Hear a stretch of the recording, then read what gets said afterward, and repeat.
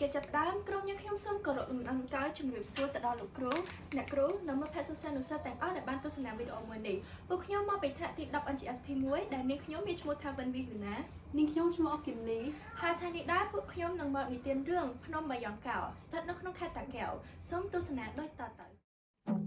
សូមជូនរឿងភ្នំបាយ៉ង់កោនៅខេត្តតាកែវទី1ការបង្ហាញអត្ថបទ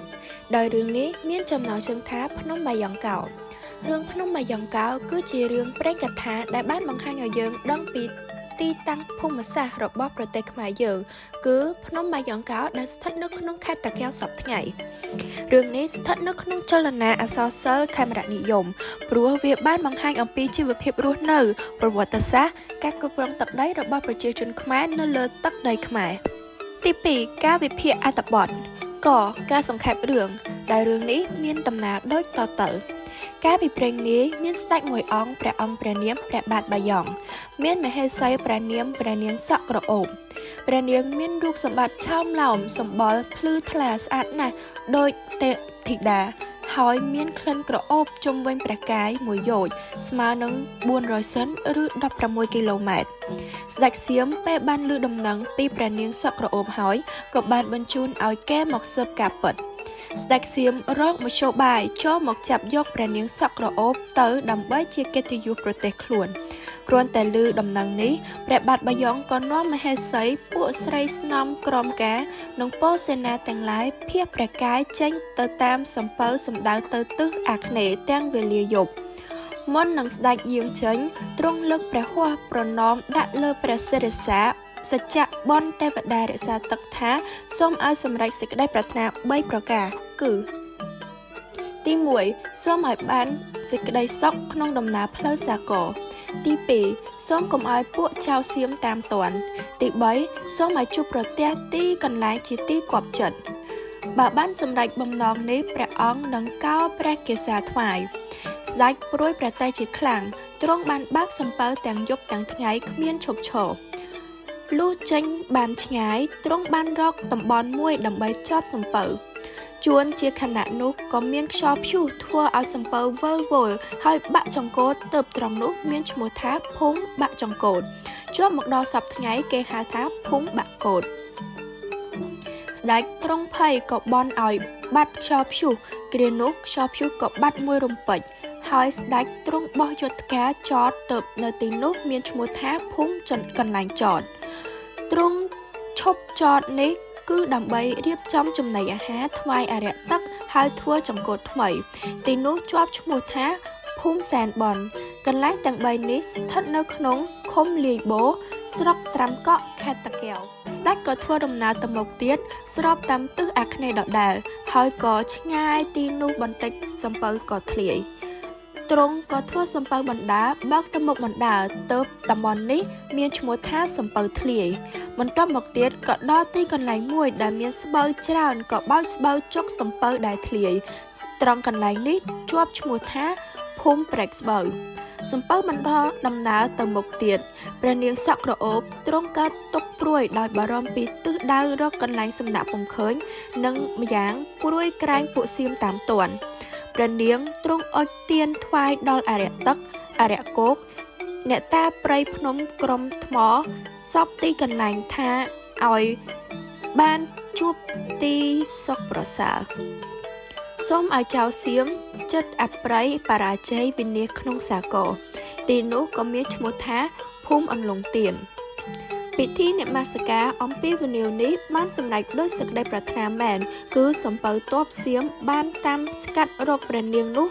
មានទ័ព100,000នាក់បានបើកជ្រួសផ្លូវគ្នាហើយត្រូវបានខ្យល់ព្យុះបក់បោកសំពៅសៀមខ្ទេចខ្ទីលិចលង់ងាប់ក្នុងមហាសាគរ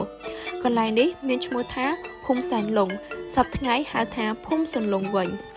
សំពៅព្រះបាទបាយ៉ង់ទ្រង់បើកសំពៅទៅទិសនិរដីទ្រង់តតឃើញកោះនិងភ្នំជាច្រើនហើយទ្រង់ឡើងលើកោះនោះដោយបោះយុទ្ធការចតសំពៅដើម្បីរកកន្លែងដ៏សមគួរនឹងជ្រកព្រះអង្គបានតតឃើញកន្លែងល្អៗជាច្រើនប៉ុន្តែមិនសូវគប់ប្រតិសោះស្ដេចយាងចេញពីទីនោះទៅក្នុងព្រៃច្រកបុព្វតាហើយចតសំពៅ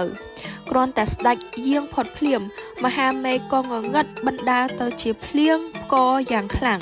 រន្ទះបាញ់ក្រឡាប់សំពៅលិចលង់នៅកំពង់នោះទីកន្លែងនោះជាប់ឈ្មោះថាភ្នំរន្ទះបន្ទាប់ពីនោះមកព្រះបាទបាយ៉ង់កោស្វែងរកភូមិឋានដើម្បីសង់ព្រះរាជដំណាក់ស្នាក់អាស្រ័យគ្រានោះទ្រង់បានជួបទីទួលមួយខ្ពស់ទ្រង់ក៏ធ្វើព្រះពន្លាបណ្ដោះអាសន្ននៅទីនោះលុះស្ដេចស្នាក់បានស្រួលបួលហើយក៏សំណេះសំណាលជាមួយនឹងអគ្គមហេសីអំពីសេចក្តីកំសត់ទុក្ខវេទនារបស់ព្រះអង្គនិងព្រះនាងតាំងពីដើមរហូតមកព្រះនាងសក់ក្រអូបក៏រំលឹកព្រះរាជាពីបំណន់ដាក់ព្រះកេសាព្រះរាជាក៏ទ្រង់ចាត់ឲ្យគេធ្វើពិធីកោរព្រះកេសាថ្វាយអរិយទឹកទីដែលខ្ពស់ទ្រង់ធ្វើព្រះពន្លាក៏ជាប់ឈ្មោះថាភ្នំបាយ៉ង់កោព្រះបាទបាយ៉ង់កោនិងមហេសីគង់យ៉ាងសុខសាន្តលើភ្នំនោះរយៈពេល2ឆ្នាំក៏បានព្រះរាជបុត្រមួយអង្គហើយដាក់ព្រះនាមថាព្រះបាទដៃខ្លីថ្វីត្បិតព្រះរាជបុត្រនេះមានព្រះនាមបែបនេះប៉ុន្តែទ្រង់មានអវយវៈលក្ខណៈពេញលក្ខណៈទាំងអស់ជាបុរសក្លាហានរូបឆោមស្អាតស័ក្តិសមឥតខ្ចោះជាទីគប់ព្រះតីព្រះមេដាបិតាពេលក្រោយមកស្ដេចសៀមក៏រកល្បិចកលដោយប្រើក្រុមល្ខោនមន្ត្រីរាជការច្រើនរូបព្រមទាំងរេពលជាច្រើនបញ្ជូនចុះទៅទិសទសិនដើម្បីចាប់ព្រះនាងសក់ក្រអូបក្រុមសៀមប្រជុំគ្នារកឧបាយកលចម្ងាយ12សិន 0.48 គីឡូម៉ែត្រពីស្ដេចបាយ៉ង់ប៉ុណ្ណោះត្រង់កោះដែលពួកសៀមប្រជុំមានឈ្មោះថាជើងប្រជុំតមកคล้ายជាជើងកញ្ជុំពួកសៀមបានរៀបចំសម្ដែងល្ខោននៅលើសំពៅជារៀងរាល់យប់ហើយមានមនុស្សប្រុសស្រីដែលនៅលើកោះនោះពុំដែល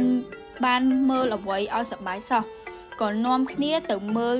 ព្រមទាំងសៀមទទួលបដិសណ្ឋារកិច្ចយ៉ាងល្អបង្កឲ្យមានភាពស្និទ្ធស្នាលគ្នារវាងអ្នកកោះនិងពួកសៀមអ្នកដែលបានទៅមើលល្ខោនបានអួតសរសើរពីសម្រស់របស់ពួកល្ខោនដែលរំទន់ភ្លន់ហើយទទួលភ្ញៀវបានល្អរីឯពួកភីលៀងស្ដេចក៏បានទូលដំណឹងដល់ស្ដេចបាយ៉ង់កោនិងព្រះនាងសក់ក្រអូបព្រះនាងទ្រាំពុំបានក៏ទូលសុំព្រះស្វាមីចង់ទៅមើលល្ខោនបានម្ដងនឹងគេស្ដេចនៅស្ងៀមមិនអនុញ្ញាតក៏មិនបានខាត់ឡើយព្រះនាងក៏ទុកព្រះរាជបុត្រដែលមានព្រះជន្ម6វស្សាឲ្យនៅជាមួយនឹងភីលៀងក្នុងព្រះរាជដំណាក់ហើយ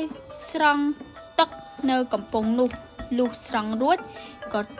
ទ្រង់គ្រឿងអលង្ការមានបរិវារប្រុសស្រីជូនព្រះដំណើរផងទៅតតល្ខោននោះពេលសៀមដឹងថាព្រះនាងសក់ក្រអូបចូលក្នុងឧបាយកលហើយគេរៀបចំទទួលយ៉ាងល្អនិងរចនាអាសនៈយ៉ាងវិចិត្រសម្រាប់ព្រះនាងបន្ទាប់មកប្រគំបទភ្លេងមួយយ៉ាងពីរោះឈ្មោះថាលោមនាងធ្វើឲ្យអារម្មណ៍ព្រះនាងដក់ជាប់នឹងបទចម្រៀងនិងសាច់រឿងល្ខោនជាពន់ពេកចំណែកពួកសៀមចងយុទ្ធការមួយនៅទិសឦសានចម្ងាយប្រមាណ6ទៅ7សិនសម្រាប់ប្រវ័យសំពៅឲ្យថយកន្លែងនោះឈ្មោះថាភូមិយុទ្ធការនៅស្រុកព្រះបាទជាន់ជុំលុះដឹងថាព្រះនាងកំពុងតែជាប់ព្រះតីយ៉ាងខ្លាំងនឹងសាច់រឿងបទភ្លេងហើយក៏គេប្រគំបទមួយថាបទស្រាវខ្សែយុទ្ធការហើយបទសំពៅថយព្រះនាងសក់ក្រអូបឥតមានដឹងខ្លួនឡើយពេលព្រះនាងនឹកឃើញចង់យាងទៅព្រះរាជដំណាក់វិញស្រាប់តែឃើញទឹកលហលហាចរកកោះត្រើយមិនឃើញព្រះនាងក៏ស្រឡាំងកាំងកណ្ដាលមហាសាគរទ្រង់យល់ច្បាស់ពីឧបាយកលសៀមក៏ទ្រង់ព្រះកន្សែងសោយសោក